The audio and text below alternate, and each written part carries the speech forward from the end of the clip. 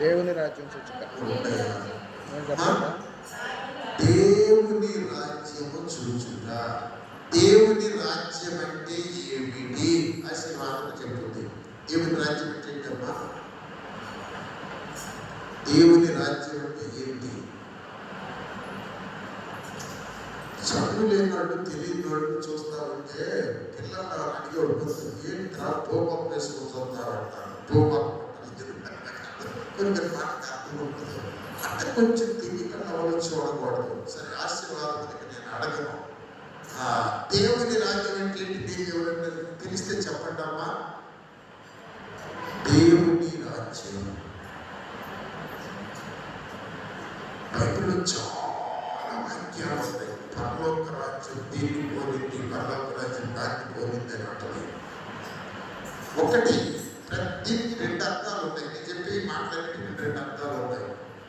చెప్తున్నాను కదా, 2 జీవాలు, 2 శరీరాలు, 2 లోకాలు, 2 విత్తనాలు.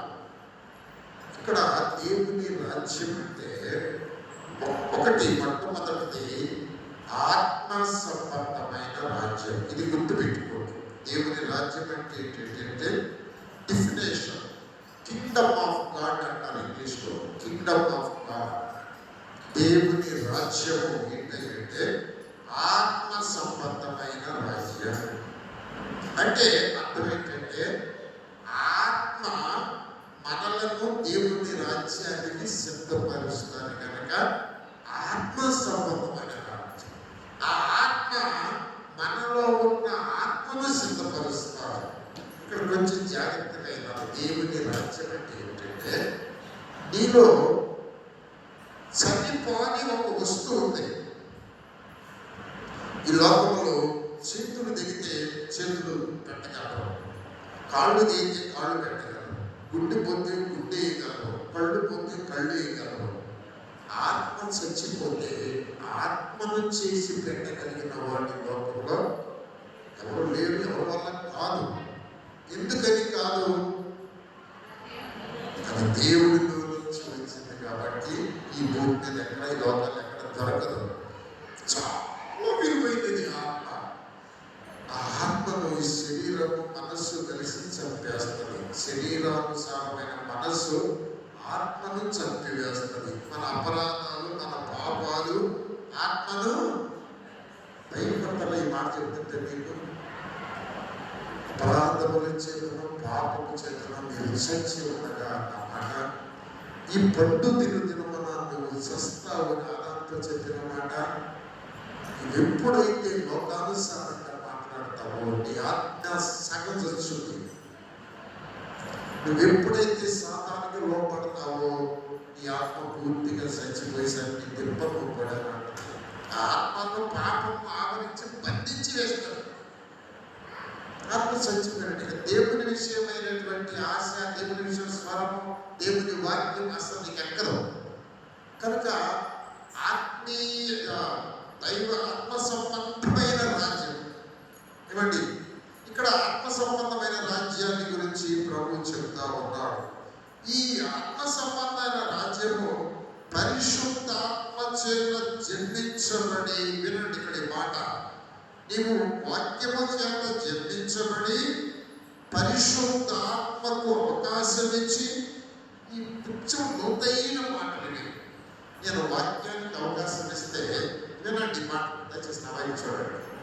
వాక్యము నాలో ఏం చేస్తుందంటే నాలో ప్రతి పాపాన్ని నా ముందు పెడతా ఉంటుంది. మాటికి అయ్యో నేను ఇట్లా తిట్టాను, నా సహోదరుని ద్వేషించాను, నేను నరహంతకుడు, బాబు నేను నరకానికి వెళ్ళిపోతాను, నేను కాస్తాను. ఈ వాక్యం నరహంతకుడు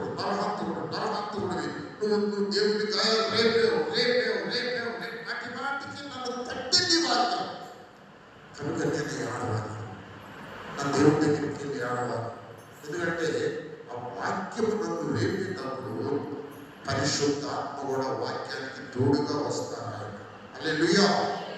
పరిశుద్ధాత్మని కొన్ని ఒప్పిస్తా ఉన్నాడు నిన్ను. అంతకుముందు పరిశుద్ధాత్మ బయట ఉంటాడు, మీతో ఉంటాడు, ఈ లోకి రాడు. ఇప్పుడు అలా రాడు. మీరు నిజంగా జన్మిస్తే మీరు తప్పు చేసినప్పుడు పశ్చాత్తాపడే వారైతేనే వస్తాడు ఆయన. మీరు నన్ను ప్రేమిస్తే నా ఆజ్ఞలు కైకొంటారు, అప్పుడు నేను తండ్రిని వేడుకుంటాను, ఆయన వేరొక ఆదరణకర్తను మీకు ఇస్తాడు, ఆయన మీతో ఉంటాడు, మీలో ఉంటాడు, మిమ్మల్ని అనాథలుగా చచ్చిపోయిందాకా విడవడు. అందుకని ఆయన కథాల లోపలికి వచ్చి బయటికి వెళ్ళాడు. పాత నిబంధనలు సౌలు రోజుకి వచ్చినట్టుగా కాదు. ఈ పరిశుద్ధాత్మ నీలోనికి వస్తే ముద్ర వేస్తాడు అంతే. కనుక నిన్ను చాలా దినాలు బయట నుండి పరీక్షిస్తూ ఉంటాడు. నువ్వు సాతానికి అవకాశం ఇస్తున్నావా? సాతాను ఒకవేళ పొరపాటున నువ్వు జారి వాడి వల్లో పడితే ఏడుస్తున్నావా? ఆ యొక్క జ్ఞానం నీకుందా? నేను తప్పు చేసేనని నిన్ను గద్దించే వాక్యము నీ మనస్సాక్షిని గద్దిస్తుందా? నేను తగాదాడు, నా సహోదరుడు మీద నింద వేశాను, నా సహోదరుని దూషించాడు, అదిగో వాళ్ళ వస్తువు దొంగతనంగా తీసుకున్నాను నేను, ఇదిగో వీళ్ళని నష్టపరిచాను, వీళ్ళ డబ్బులు తీసుకోలేదని చెప్పాను, పెద్దకుండా ఎవరు చూడటం లేదు ఈ పని చేశాను. ఇలాంటివి చేసినప్పుడు వాక్యానికి నువ్వు జన్మించినప్పుడు ఆ వాక్యం ఏం చేస్తుందంటే నిన్ను గర్దిస్తావు. తప్పు చేసావు, ఒప్పుకో తొందరగా ఒప్పుకో ఏనాడు పశ్చాత్తాపడు. ఒప్పుకున్నప్పుడు పరిశుద్ధాత్మ నీలోనికి వస్తాడు. హల్లెలూయా. ఇది చాలా భావం. కొంచెం జాగ్రత్తగా వినండి. పరిశుద్ధాత్మ ఏం చేస్తాడంటే ఇక్కడ మొన్న ఆ అమ్మాయి తిట్టరుగా అన్నారు, వాళ్ళు ఎప్పుడు చూడలేదండి, వాళ్ళు ఇంటికాడు ఉంటారు, అది తీసుకొచ్చుకున్నావు కదా నువ్వు, బట్టలు కుర్చీ తీసుకెళ్ళి ఇంటి చేసుకుని అన్నట్టు లోపల ఆడుకుంటున్నావుగా, ఒప్పుకో. ఇలాంటివన్నీ పరిశుద్ధాత్మ దేవుడిని గుర్తు చేస్తూ ఉంటాడు. ఎందుకంటే నువ్వు పూర్తిగా ఖాళీ చేయాలి. నీ హృదయంలో ప్రతి దాన్ని దూరపరచాలి. అప్పుడు ఈ పరిశుద్ధాత్మ ఒప్పించినప్పుడు అప్పుడు ఏడుస్తావు. అప్పుడు ఏడుస్తావు. యెషయా ఏడ్చినట్టుగా ఏడుస్తావు. అయ్యో నేను నశించాను, నేను అపవిత్రుడు పెదవులు గలవాడు, నేను నాశనమైపోతున్నాను, ఈ నాశనకరమైన జన్మల మధ్య ఉన్నాను, నేను పాడైపోతున్నాను దేవా అని ఏడుస్తావు. అప్పుడు అగ్ని వచ్చి మన పెదవులతో ఉందండి. అది ఆత్మాభిషేకం, అది అగ్ని ప్రార్థిస్తాం. హల్లెలూయా. ఆత్మ నిన్ను తాకితే ఆ ఆత్మ ఇక నుంచి నిన్ను లీడ్ చేస్తా ఉంటుంది. ఆత్మ నిన్ను లీడ్ చేసినట్టు ఆత్మ నిన్ను నడిపిస్తుంది. ఆత్మానుసారంగానే నువ్వు నడుస్తూ ఉంటావు. అప్పుడు ఏం జరిగిందంటే వినాలి, శుభ్రం గురించి జాగ్రత్త వినాలి. అప్పుడు ఏం జరుగుతుందంటే ఆత్మ మనల్ని నడిపించేటప్పుడు ఒక అద్భుతం జరుగుతా. జాగ్రత్తగా వినండి, నేను మీతో చెప్తాను. క్రీస్తు నామము నిమిత్తము మనము నిందలు అనుభవిస్తూ ఉంటాం కదమ్మా. యేసయ్య నమ్ముకునేటువంటి మనల్ని గబాలను మాట్లాడతారు, గబాలను నింద వేస్తారు, గబాలను అపార్థం చేసుకుంటారు, నష్టపరుస్తారు, వీళ్ళు నోరు తెరవాలని మాట్లాడుతూ ఉంటారు, కష్టపెడతారు.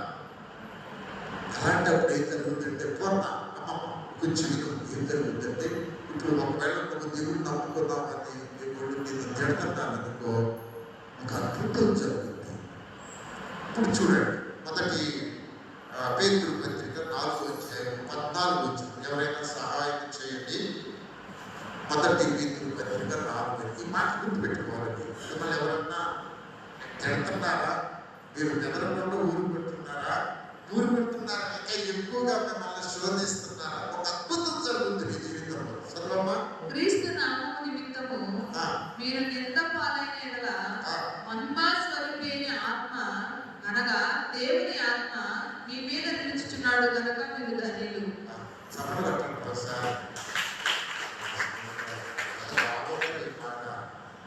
యేసయ్య బిడ్డనైనందుకు, యేసయ్యను నమ్ముకున్నందుకు, పాపం వదిలిపెట్టి నీ కోసం బ్రతుకుతానయ్యా, నీ రాజ్యం కావాలి, నీ దీవెన కావాలయ్యా అని నేను బ్రతుకుతున్నప్పుడు నా మీద నిందలు వస్తాను, భలే వస్తాయి నిందలు, భలే శోధనలు వస్తాయి. అది వచ్చేటప్పుడు నేను బాధపడకుండా దేవా నీకు స్తోత్రం అంటే అవి ఏమన్నదంటే నింద పాలైనట్లు మహిమా స్వరూపి దేవుని ఆత్మ నా మీద నిలుస్తూ ఉంటాడంటే ఎంత అద్భుతమండి. ఎప్పుడైనా నిందను అనుభవించారా? నేను ఎన్నోసార్లు చెప్పాను, నింద ఒక అంతగా కోటి ఎన్ని నిందలుంటే అన్ని ఆశీర్వాదాలు ఆత్మని మీద ఇస్తాడు. నేను ఎందుకు పడాలి మాట, నేను ఎందుకు అనుభవించాలి, నాకేంటి కర్మ, నేను కూడా వాళ్ళని మాట్లాడతాను అని అంటానికి లేదు. నువ్వు అన్నామంటే ఆత్మ నీ మీద ఉండవు. నువ్వు క్రైస్తవుడు అయినందుకు అసలు ఆ పేరును బట్టి నువ్వు ఆనందించాలంట. అదే అధ్యాయం 16 వచనం చదవమ్మా. 16 వచనం. ఎవడైనను క్రైస్తవుడు అయినందుకు బాధ అనుభవించిన యెడల అతడు సిగ్గుపడక ఆ పేరును బట్టి దేవుని మహిమపరచవలెను. చేతులెత్తి అన్ని చెప్పండి. బంగారు కణికలు, కేజీ కణికలు, బంగారు కణికలు. క్రైస్తవుడువా, ఏదన్నా అన్నారని సిగ్గుపడుతున్నావా? నలుగురిలో నన్ను అన్నారే, ఎంతమందిలో నన్ను అన్నారే. నువ్వు క్రైస్తవుడు అయినందుకు నువ్వు బాధను అనుభవించిన ఎడలా ఆ పేరును బట్టి దేవుడిని మహిమపరచు. దేవా, నేను క్రైస్తవుడు అయినందుకు నీకు స్తోత్రమయ్యా. మరంటే మాట తింటాను. మన ఈ మధ్య సుప్రీంకోర్టు హైకోర్టు ఒక తీర్పు ఇచ్చింది. ఏంటో తెలుసా తీర్పు? ఇటువంటి దానియేలు సింహాల భూమిలో వేశారండి. సింహాన్ని ఎందుకు చంపలేదు తెలుసా? ఆయన ప్రార్థనా యోధుడు, ఆయన దేవుణ్ణి నమ్మినవాడు. దేవుని ఆత్మ ఆయన కమ్మి ఉంటుంది. సింహం రాబోతామంటే దానియేలుకి ముందు దేవుని ఆత్మ, దేవుడు నిలబడి ఉంటాడు. దేవుడిని చూడంగానే తోక పొడుచుకుని, చెవులో అడుచుకున్న నాలుగు బయట పెట్టి కూర్చోనంటే సింహాలన్నీ కూడా. హల్లెలూయా. నువ్వు దేవుని బిడ్డవైతే, క్రొత్తగా చెప్పిస్తే, దేవుని ఆత్మ కలిగి ఉంటే దేనికి నువ్వు చింతించవసరం లేదు, బాధపడాల్సిన లేదు. అది లేదు ఇది లేదనే దానికి సంబంధమే లేదు. ఏదైనా బాధ్యత అయింది నీ కుటుంబంలో. గొడవలు వచ్చినాయా, కష్టాలు వచ్చినాయా, నీకు సంబంధం లేదు అసలు. నువ్వు ఆత్మ సంబంధమైన బిడ్డవి. నీతో ఉన్న దూత, నీతో ఉన్న ఆత్మ ఆ కార్యం చేయాలి. నువ్వు కప్పగా ప్రశాంతంగా విరుగా గురుడు పెట్టి నిద్రపో. ఆయన చూసుకుంటాడు. హాయిగా బ్రతకొచ్చు, కానీ నువ్వు నిజంగా జన్మించున్నాడు. అది ఇక్కడ దేవుని రాజ్యము ఒకటి, మీకు ఆత్మ సంబంధమైన రాజ్యం అండి. మీరు జాగ్రత్తగా వినాలి. ఇక్కడ అంటే నువ్వు ఆత్మానుసారమైన బిడ్డవైతేనే నువ్వు క్రైస్తవుడి. నువ్వు ఆత్మ సంబంధమైన బిడ్డవైతేనే నీ దోషమంతా యేసయ్యలోనికి వెళ్తుంది, లేకపోతే పోదు. మీకు అర్థమవుతుందండి? రోమా పత్రికలో నీకు చూపించాను నేను. 8వ అధ్యాయం 3వ వచనంలో ఉంటుంది. ధర్మశాస్త్ర సంబంధమైన నీతి విధి నెరవేర్చబడవలెనని చూడండి. పాప పరిహారం మీరు ఆత్మానుసారముగా అన్నమాట. ఎక్కడ చదువు?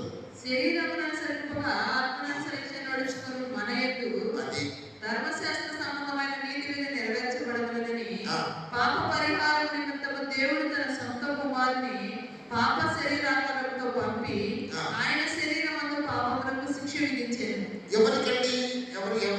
ఎవరి పాపానికి శిక్ష విధించాడు? ఇది మీరు పట్టుకోవాలి.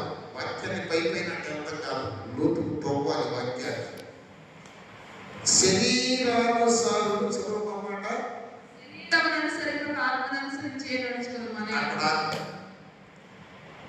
శరీరం అనుసరించి నడుచుకునే వారి పాపాలు ఆయన శరీరంలో శిక్ష విధించారా?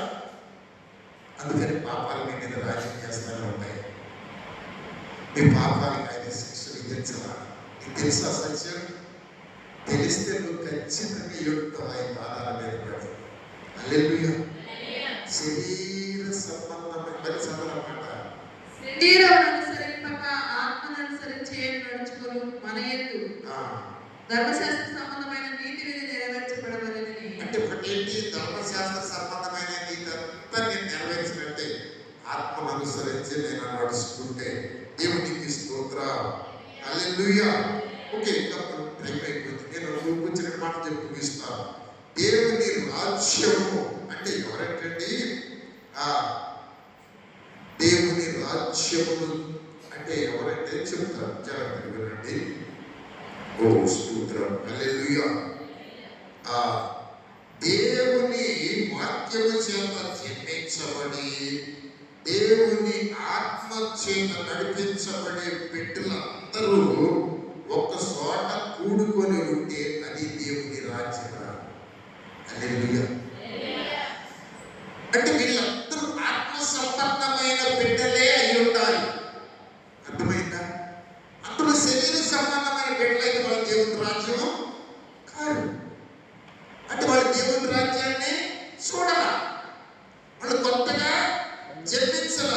చాలా లోతుగా చెబుతున్నాను మీకు, చాలా లోతుగా చెబుతున్నాను మీకు. ఇప్పుడు క్లియర్గా అర్థమవుతుంది.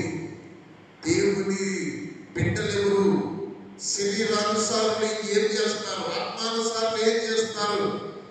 ఒక దేవుని వాక్యానికి జన్మించి నిష్కపటమైన సహోదర ప్రేమ కలిగి సత్యములకు విధేయులై మనస్సు మారి ఆ నూతన ఏమన్నదండి అక్కడ అమ్మా 3-4 వచనాలు చెప్పారు. కొత్తగా జన్మించిన వాళ్ళకి అక్షయ బీజం చూడితే మీరు శాశ్వతమగు జీవము గల దేవుని వాక్యముగా పుట్టిన వారైతే మీ నిష్కపటమైన సహోదర ప్రేమ. అసలు ఎవరి మీద ప్రతి శత్రువులు ఉండరు, నువ్వు పలకిన వారు ఉండరు, కోట దశలో అది అలా ఉండాలి. నువ్వు నిష్కపటమైన సహోదర ప్రేమ కలిగినట్లుగా సత్యములకు విధేయుల వలన మీ మనస్సులు మారి పవిత్రపరచుకుని వారైంది ఒకరినొకరు హృదయపూర్వకంగాను వినమ్రముగాను ప్రేమించుడి. ఈ 4 లక్షణాలు ఉంటాయి. ఈ 4 లక్షణాలు మీలో లేకపోతే మీరు కొత్తగా జన్మించాలా. మీ ప్రార్థనలు వేస్ట్, మీ ఆరాధనలు వేస్ట్, మీ పాటలు వేస్ట్, మీరు ప్రార్థనలు రావడం వేస్ట్. నువ్వు ఎన్ని సంవత్సరాలైనా రా, ఈ 4 లేకుండా నువ్వు దేవుని బిడ్డవు కాదు, శరీరానుసారమైన బిడ్డవే. ఇది అసలు కోటిది, అసలు సత్యం ఇది. ఒకడు క్రొత్తగా జన్మించిందేనే కానీ దేవుని రాజ్యం చూడడు. దేవుని రాజ్యం అంటే వాక్యానికి లోబడి ఈ 4 లక్షణాలు కలిగి 2-3 సాడుకుంటాడు. అది దేవుని రాజ్యం. అది ఎంతబడే సంఘం. వాళ్ళు చేసే ప్రార్థనకి భూమి ఉడికింది.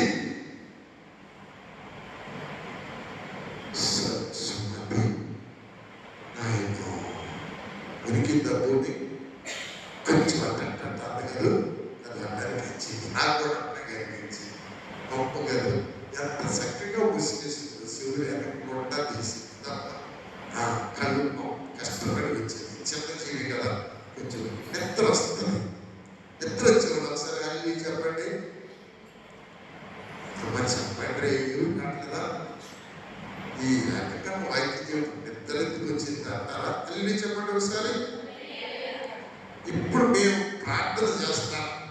ఏమని చేస్తారు? తలకాయ నొప్పి తగ్గించి అయ్యా, మోకాలు నొప్పి తగ్గించి అయ్యా, ఈ మోకాలు నొప్పులు పోవడం కానీ తలకాయ నొప్పులు పోవడం కాదు అయ్యా, రక్తజత్ని అయ్యా, ఆత్మానుసారమైన బిడ్డగా చెయ్యయ్యా అని ఇప్పుడు మీరు ప్రార్థన చేస్తారు. ఇది జరిగితే మీరు అడగక ముందే అన్ని ఇస్తాడు ఆయన. మీ బిడ్డలు పని గొప్పవాళ్ళు అవుతారా? మీ కుటుంబంలో దరిద్రం అనేది అసలు ఉండదు, రోగం అనేది అసలు ఉండదు, శాపం అనేది అసలు ఉండదు. దేవుని రాజ్యాన్ని చూస్తాం. ఒక్క మాట ప్రకటన గ్రంథం 5వ అధ్యాయం. ప్రకటన గ్రంథం 5వ అధ్యాయం. దేవునికి స్తోత్రం, హల్లెలూయా. ఒకసారి చూడండి. నీ రక్తం ఇచ్చి చదువు 10వ వచనం చదువు. ఆ పెద్దలు నీవు ఆ గ్రంథమును తీసుకుని దాని ముద్రను విప్పుటకు యోగ్యుడవు. నీవు వధింపబడిన వాడవై ఈ రక్తం ఇచ్చి ప్రతి వంశంలోను ఆయా భాషను మాట్లాడేవారిలోను ప్రతి ప్రజలోను ప్రతి జనములోను దేవుని కొరకు మనుషులను కొని మా దేవునికి వారిని ఒక రాజ్యముగాను యాజకులుగాను చేసింది కనుక అదిరా దేవుని రాజ్యం అంటే. అది నువ్వు కొత్తగా జన్మిస్తే ధ్యానించి